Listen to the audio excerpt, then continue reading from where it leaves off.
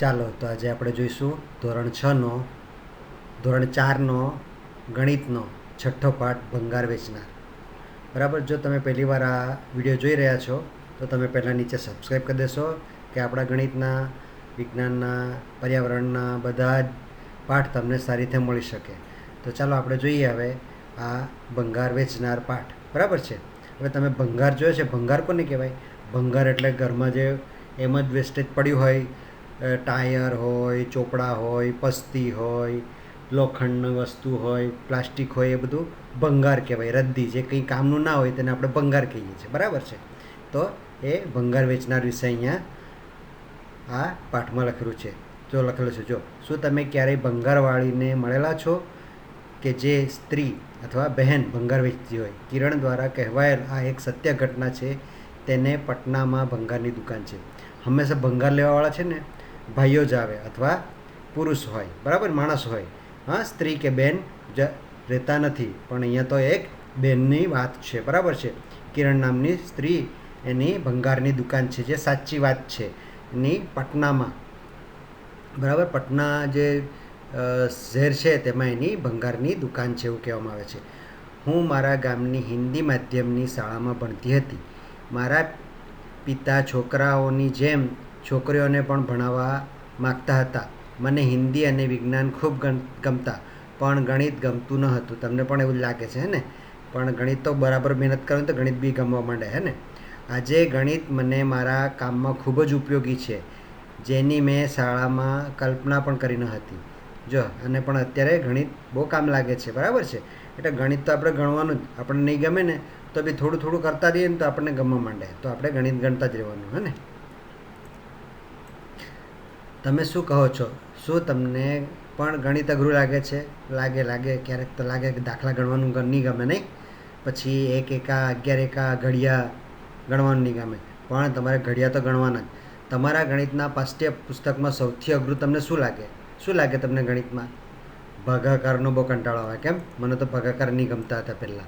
તો ભાગાકારના દાખલા આવે ને તે નહીં ગમતા હતા. તમને જે નહીં ગમતું હોય ને તમે અહીંયા લખી દેજો હે ને? સૌથી સહેલું પ્રકરણ કયું છે? આપણે કયું સહેલું ભણી ગયા? મને તો પેલો પ્રવાસવાળો કયો, ભોપાલનો પ્રવાસ, તે બહુ ગમે હે ને? ભોપાલનો પ્રવાસવાળો ગમે. ચાલો હવે આ કિરણની વાત જોઈએ આપણે. જ્યારે હું નાની હતી ત્યારે મારા પિતા એક અકસ્માતમાં મૃત્યુ પામ્યા. તેથી મારા માતા કેટલાક ઘરમાં નોકરી તરીકે કામ કરતી હતી. બરાબર. અમારો એ મુશ્કેલ સમય હતો. મારે 8મા ધોરણ પછી શાળા છોડવી પડી. હું આગળ અભ્યાસ કરવા માગતી હતી, પણ મારી માતાએ મારા લગ્ન કરી દીધા. મારા પતિનો પરિવાર માટીના કાચા મકાનમાં રહેતો હતો. તેમને 2 ભાઈ અને 1 બહેન હતા, જે શાળાએ જતા ન હતા. તેમને ચાની દુકાન હતી. બરાબર છે. આ રીતે તેમનું ઘર હતું. હા ને? શોધો, 1 કપ ચાની કિંમત કેટલી હોય? ચાની દુકાન હોય તો ચાની કિંમત કેટલી હોય? 1 કપ ચાની કિંમત. બીજા લોકોને પૂછીને 1 કપ ચાની કિંમત શોધો. તમે તમારી આજુબાજુમાં જો કોઈની ચાની દુકાન હોય ને તો ત્યાં જઈને પૂછજો કે 1 કપ ચાની દુકાન કેટલી છે. બરાબર છે. ચાની લારી હોય ને તો ત્યાં કેટલી હોય? તો આપણે અહીંયા પૂછીએ ચાની દુકાને કેટલા હોય રૂપિયા? તો તે અહીંયા લખવાના છે તમારે. અને હોટલમાં જઈને પૂછવાનું તો હોટલમાં કેટલા હોય. તો જનરલી સામાન્ય રીતે ચાની દુકાને છે ને કેટલા રૂપિયા હોય એક ચાના?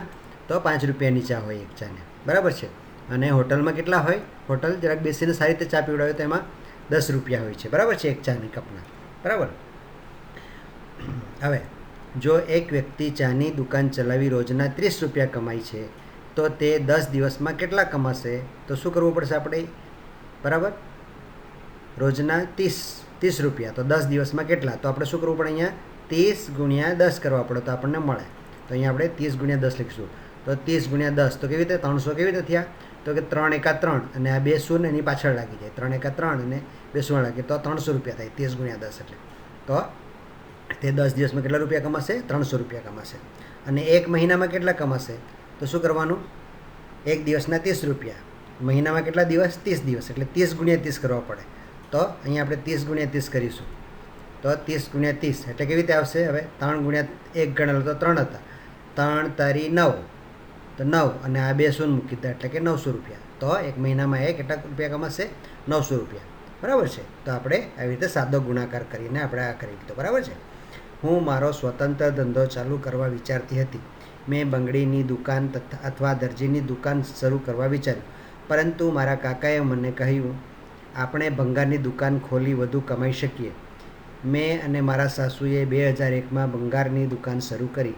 અમે દુકાન માટે 8,000 રૂપિયાનું ધિરાણ પણ લીધું. ધિરાણ લેવું એટલે શું ખબર? લોન લેવી એમ કહેવાય. લોન લઈને તેને આપણે ગુજરાતીમાં ધિરાણ લીધું એમ કહેવાય. હે ને? 8,000 રૂપિયા ઉધારમાં લીધા, કોઈની પાસે માગીએ તેવી રીતે કોઈ બેંક પાસેથી લઈ તો તેને ધિરાણ લીધેલું કહેવાય.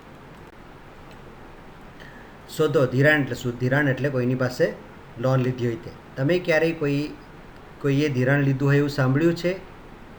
શા માટે? તો મેં તો સાંભળેલું. શાના માટે લીધેલું? હા, મારા પપ્પાએ પાક ધિરાણ, ખેતી કરવા માટે એ ધિરાણ લીધેલું હતું. કેટલું ધિરાણ લીધું હતું?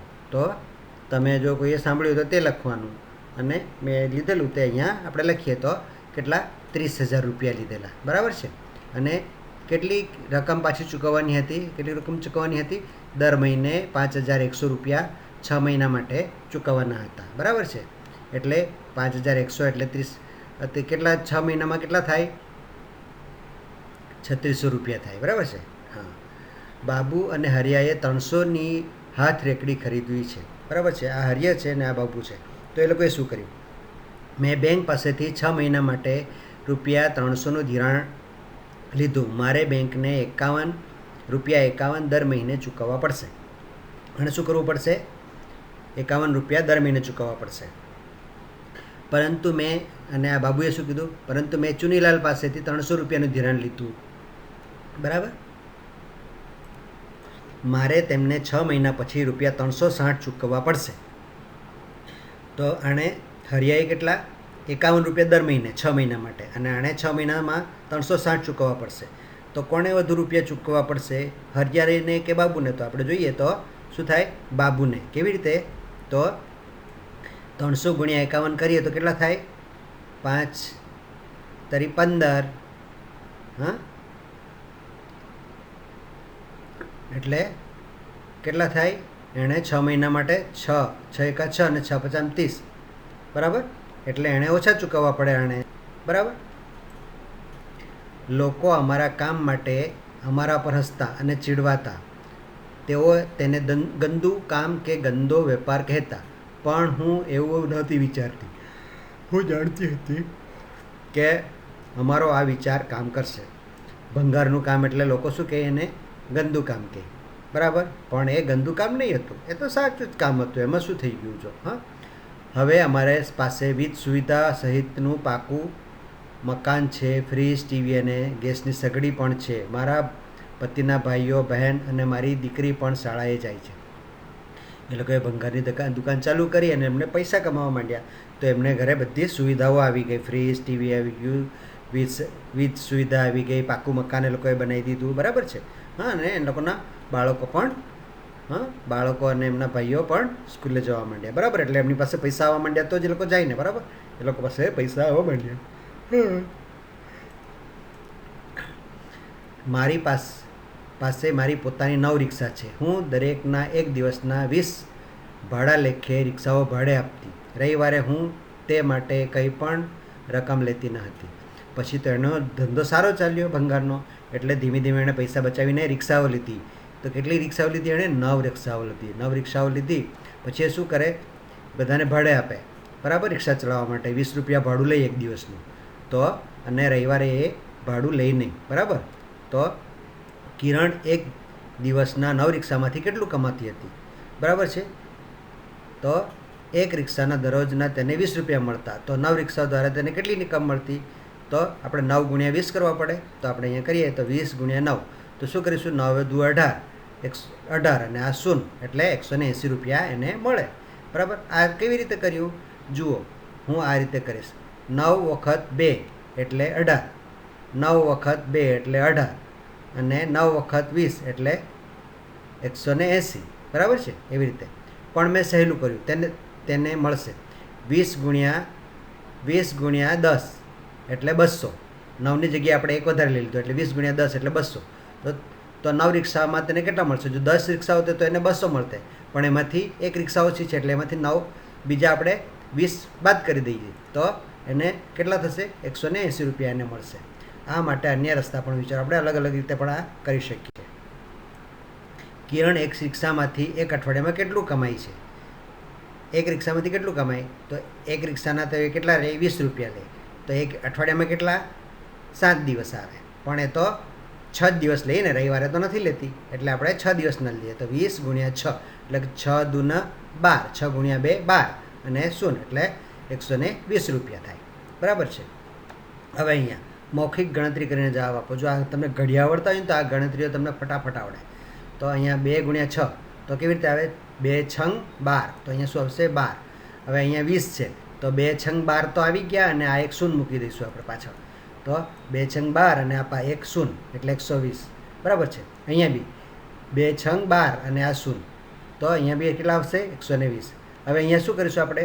તો કે 4 તારી 12 અને બીજા 3 દુ 6, બરાબર. 120 4 તારી 12 ને આ દશકના સ્થાનમાં છે એટલે અહીંયા છે, અહીંયા આપણે એ ને આ પછી 3 દુ 6, આ 6 ઉમેર્યા તો કેટલા થયા? 126 થયા. બરાબર છે. એવી રીતે હવે અહીંયા 8 ચોક 32, બરાબર. તો અહીંયા આપણે શું કરીશું? 320, 8 ચોક 32 ને આ શૂન્ય. હવે અહીંયા પણ 8 ચોક 32 એટલે અહીંયા 320 લખીશું, બરાબર. આ દશકનું સ્થાન છે એટલે અહીંયા 80 ગણીએ અને પછી 1 4 એક વાર, તો 320 અને 4 એકા 4, તો અહીંયા 4 લખીશું એટલે કેટલા? 324. હવે અહીંયા 20 ગુણ્યા 9, 9 દુ 18 એટલે 180, બરાબર. વત્તા 9 5 45, તો 45 એટલે આ બેનો સરવાળો 225. એવી રીતે જ અહીંયા 30, 9 તારી 27 એટલે 270 વત્તા 9 એકા 9 એટલે 9 એટલે 279, બરાબર છે. એવી રીતે આપણે આ જવાબ લખી શકીએ. મારી પોતાની નાની ભંગારની દુકાન છે. હું ભંગાર ભેગો કરવાવાળા પાસેથી ભંગાર ખરીદું છું. તેઓ ઘરે ઘરે જઈને હાથલારીમાં ભંગાર લઈ આવે છે. પછી હું તેને મોટી દુકાને વેચું છું. આ બધા ભંગારવાળા છે ને શું કરે? એ લોકો ઘરે ઘરે જઈને ભંગાર લાવે, પછી આને દુકાને વેચે. પછી એ શું કરે? એ બધો ભંગાર ભેગો કરીને પછી મોટી દુકાને વેચે છે. હે ને? આ ભંગારનું કેટલું ચૂકવવું પડશે? કિરણે ભંગાર કરવાવાળા પાસેથી થોડો ભંગાર ખરીદ્યો. આજનો ભાવ જોવા માટે ભાવપત્રક જુઓ. અહીંયા ભાવપત્રક એણે રાખી મૂકેલું, બરાબર. રોજનો ભાવ એ લખે. ભંગારનો ભાવ જાણવા કિરણને મદદ કરો. બરાબર છે. 1 કિલોગ્રામ વર્તમાનપત્રની કિંમત 15 રૂપિયા, તો 30 કિલોગ્રામની કિંમત કેટલી? તો 15 ગુણ્યા 30 કરે એટલે 15 તારી 45 અને 0 એટલે કે કેટલા થાય? 450. તો 31 ગ્રામ એટલે બીજા 15 ઉમેરી દેવાના, બરાબર છે. એમાં 15 ઉમેરી દે તો કેટલા રૂપિયા થાય? 31 ગ્રામના, 31 કિલોગ્રામના, તો 450 ને બીજા 15 એટલે 465 રૂપિયા થઈ જાય, બરાબર. તો એ આપણે ગણીએ 400 વત્તા 15 બરાબર 465. તો અહીંયા આપણે 465 લખી દીધા. હવે આગળ 42 કિલોગ્રામ વર્તમાનપત્ર માટે કિરણે કેટલા રૂપિયા ચૂકવવા પડશે? હવે 42 છે ને વર્તમાનપત્ર, તો 42 ગુણ્યા 15 કરવાના, બરાબર છે. તો આપણે 42 ગુણ્યા 15 કરીએ તો કેવી રીતે કરીશું?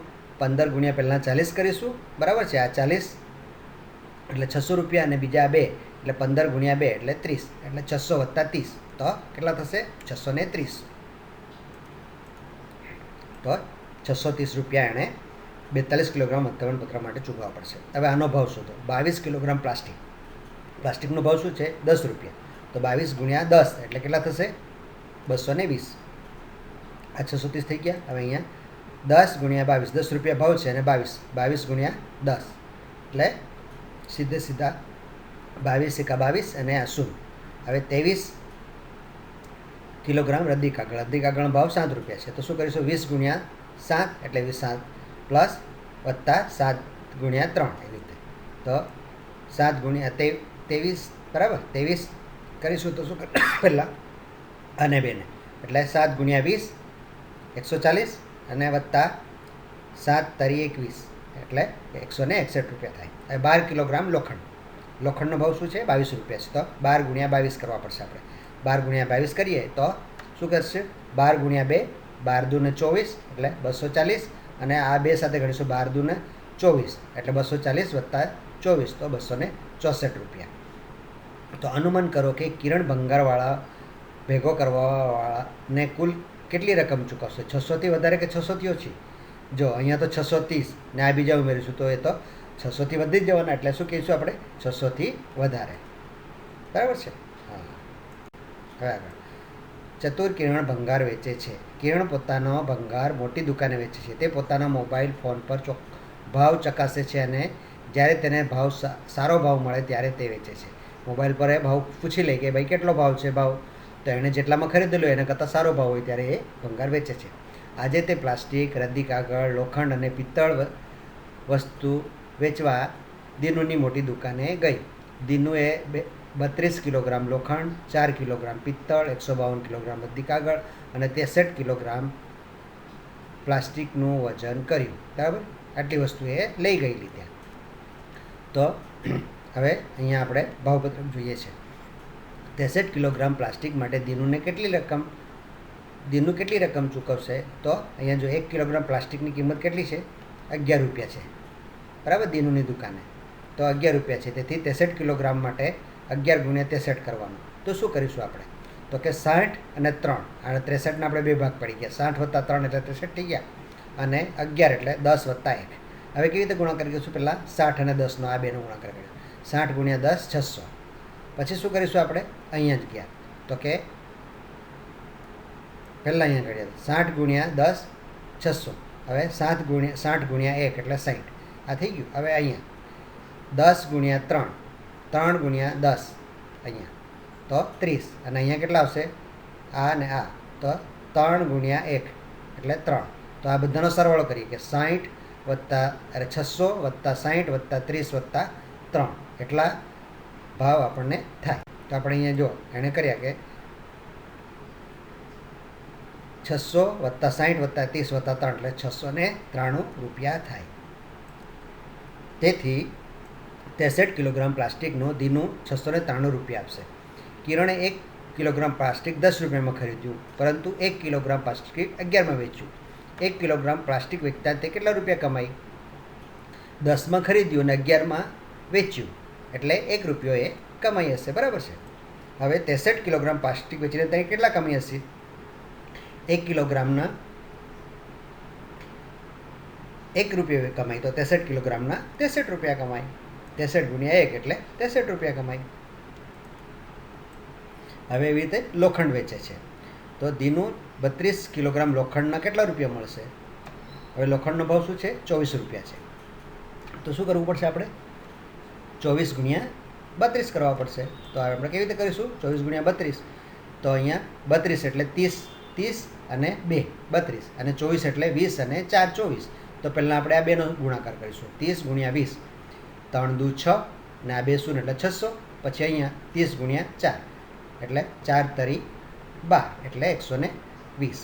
હવે આ પાછો 20 ગુણ્યા 2, અહીંયા 20 ગુણ્યા 2 એટલે 2 દુ 4 અને 0 એટલે 40, અને અહીંયા 4 દુ 8. બરાબર છે? એવી રીતે આ બધાનો હવે સરવાળો કરીશું. 600, 120, 40 અને 8 એનો સરવાળો કરીશું આપણે. તો એનો આપણે સરવાળો કરીએ અહીંયા 600, 120, 40 અને 8. તો એનો સરવાળો કેટલો થશે આપણી પાસે? તો કે 8, 4 ને 2 6, 6 ને 1 7 એટલે 768 રૂપિયા. તો દીનું 32 કિલોગ્રામ લોખંડના કેટલા ચૂકવશે? 768 રૂપિયા ચૂકવશે. હવે કિરણ 1 કિલોગ્રામ લોખંડ 22માં ખરીદે છે અને 24માં વેચે છે. જ્યારે તે 32 કિલોગ્રામ લોખંડ વેચે તો તેને કેટલા રૂપિયા કમાશે? જો 22 કિલોગ્રામ અને 24 એટલે 2 રૂપિયા વધારે કરીને વેચે 32 કિલો. તો 32 ગુણ્યા 2 કરીએ તો 32 દુ 64 થાય. 32 ગુણ્યા 2 એટલે 64 રૂપિયા થાય. બરાબર? 2 રૂપિયા વધારે લે છે ને અહીંથી 22ની જગ્યાએ 24માં વેચે એટલે 2. તો 30 ગુણ્યા 2 30 દુ 60 અને 2 દુ 4 એટલે 60 વત્તા 4 64 રૂપિયા. તો આપણે કેટલા કમાશે? 64 રૂપિયા કમાશે. હવે એ જ રીતે અહીંયા શું કરે છે? આ રદ્દી કાગળની ખરીદી કરે છે. બરાબર છે? તો 1 કિલોગ્રામ રદ્દી કાગળનો ભાવ કેટલો છે? 8 રૂપિયા છે. તેથી 152 કિલોગ્રામ રદ્દી 8 ગુણ્યા 152 કરવું પડશે. તો 152 માટે શું કરવું પડશે? 100 વત્તા 50 વત્તા 2. બરાબર છે? તો 152 થયા, અને કેટલા? 8 રૂપિયા ભાવ છે. તો 8. તો પહેલાં આ બેનો ગુણાકાર 100 ગુણ્યા 8 એટલે 800, 50 ગુણ્યા 8 8 પંચે 40 અને 0 એટલે 400, ને 8 દુના 100 બરાબર છે. એટલે 3નો સરવાળો કરીશું તો કેટલા થશે?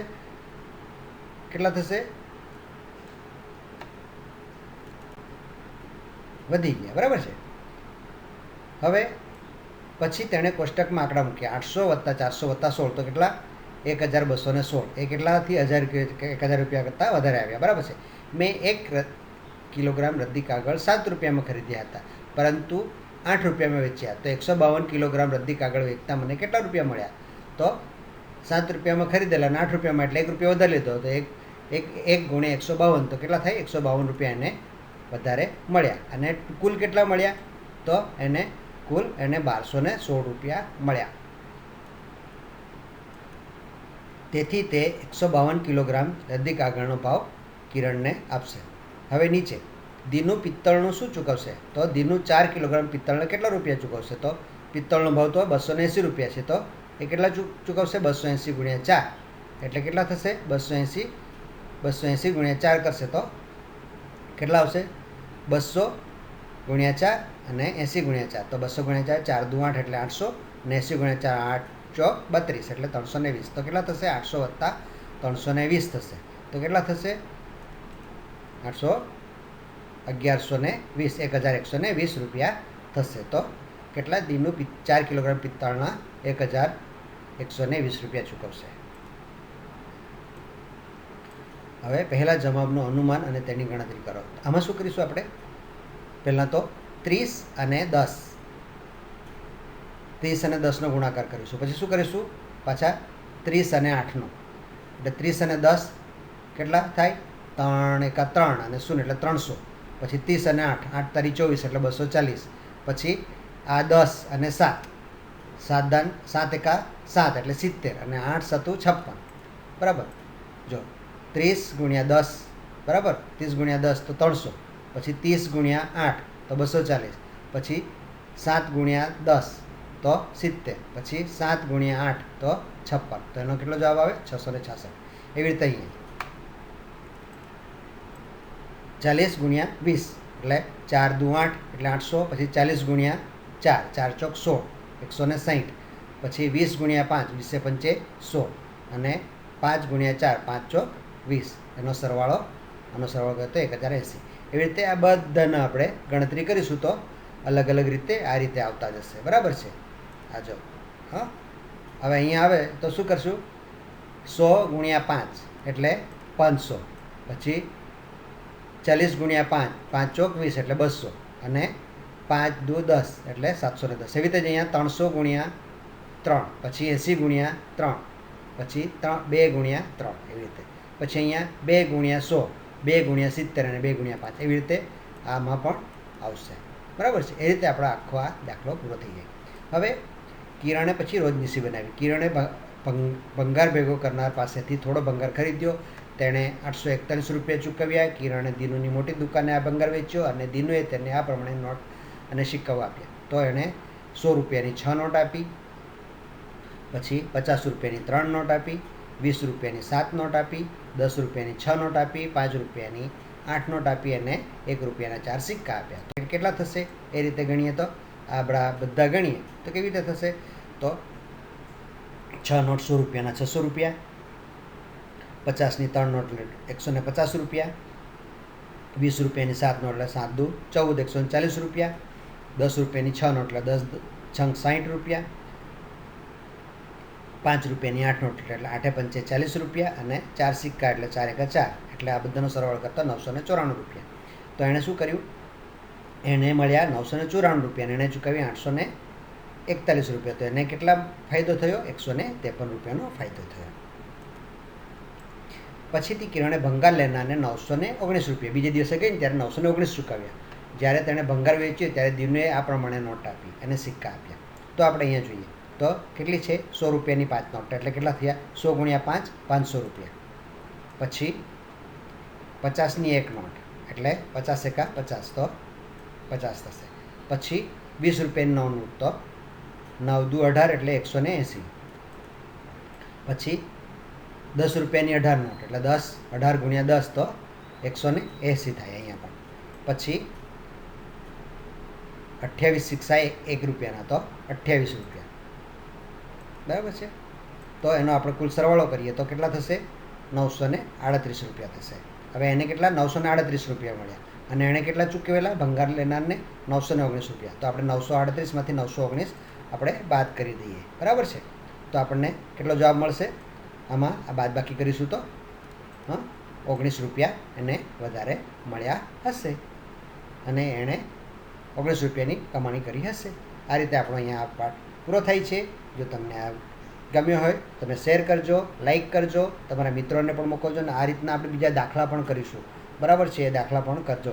તમે ખાસ નીચે સબસ્ક્રાઈબ પણ કરી દેશો કે આપણા દરેકે દરેક વિડીયો તમને સમયસર મળી જાય વિજ્ઞાન, પર્યાવરણ અને ગણિતના. બરાબર છે? હવે પછી બીજા વિડીયોમાં પણ મળીશું.